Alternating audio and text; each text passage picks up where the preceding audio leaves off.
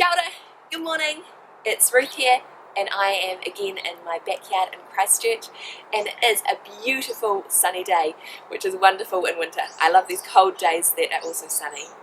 Today we are following on from what we've started. We've made these planter boxes. We're about to start getting them all broken up because we used to have a pool here, so the ground is really hard. Then our plan is to move some of the soil from our old bed into this one. We've got some other soil we need to move in as well, and then we'll be able to start putting plants in. Probably need to get some more soil as well because we won't be able to fill them up with what we've got here. What I've also realised is today is the 22nd of June, bit of a controversial day. Not longest day, it's the shortest day, which is supposedly the best for planting garlic. You know, jury's out about this one, but I haven't got my garlic in yet, and I really want to, so it's as good a day as any. So garlic's going in, and these planter boxes will be beginning to get filled, so check out our progress. Caleb has dug over about half the bed, and we are really lucky because Caleb's parents live not too far away, and we were able to nab a really awesome sharp fork off them because our old one broke. It wasn't a very good one anyway, and this is an awesome old solid one, which means digging up this ground is a lot easier because it is actually really hard.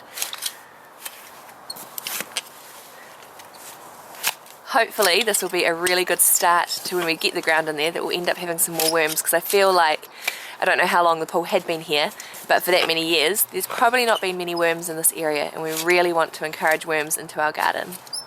What I'm going to do now is show you just kind of stage 1 and stage 2 of Caleb breaking it up, and then what I'm doing with the rake. So here you can kind of see the size, that's quite big.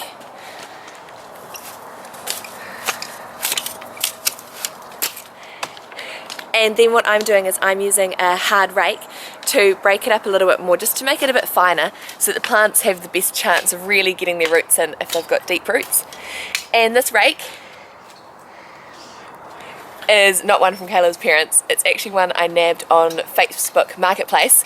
Really love Trade Me and Facebook Marketplace for getting all kinds of things. I managed to get a bucket of a whole lot of old tools for $40, and there's heaps. We've got some hoes, rakes, got some saws, got heaps of different things, so that's really helped us get our backyard tools sorted.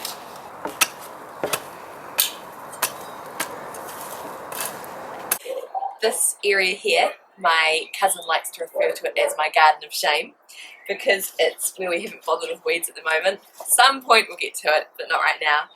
Pretty sure I'm not the only one who's got weeds down the side of their house. So this is some soil we had from another project. It's just topsoil, nothing that great about it, but we're going to use it just at the bottom of the beds before we fill it up with some richer, better soil.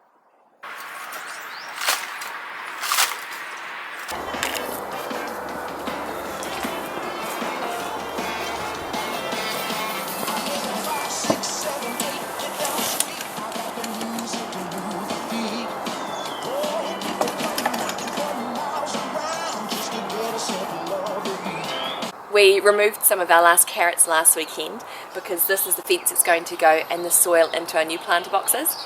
Now I need to remove just the rest of the beetroots and then do a bit of a weed, because as any gardener will know, you do not want to start your new garden with weeds. And then we'll be ready to move the soil. So let's see, our beetroots, not the best, but definitely some good leaves. This is a candied one. And got my good friend Neville here, who was a housewarming present, joining me today. One day soon we'll have our real chickens to join us. I am making some good progress with my weeding, and weeding is something I actually really enjoy. I really enjoy things that have cause and effect, where it was yuck and then pretty quickly it turns looking pretty awesome. I still have the second part of my garden to go, and this kale is something I planted here knowing I was going to have to transplant it, so once I get the garlic in, that kale will also go in that garden as well.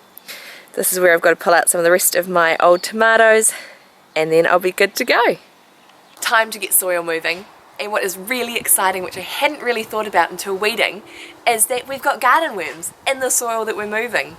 I was a bit worried about these gardens starting with no worms, because worms are really good for soil health, but we've already got ones which we're moving, so time to get to it.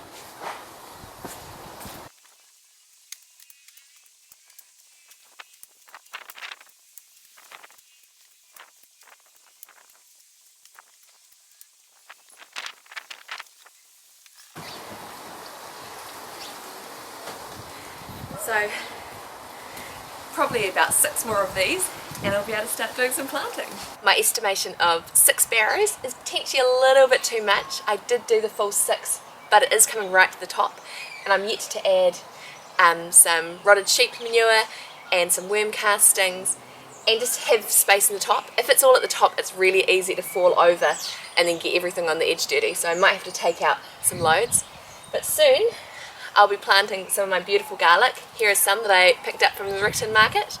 I grew garlic last year as well and loved it. So much easier than I thought. They did get rust, but that seems to be a common problem everywhere. And I got them from the Rickton market last year, but I ate them all rather than leaving some cloves for me to regrow. So I've got these and a few more for this year. Hopefully I'll grow a whole heap, and then I'll be able to save some for next year to start my own seed saving.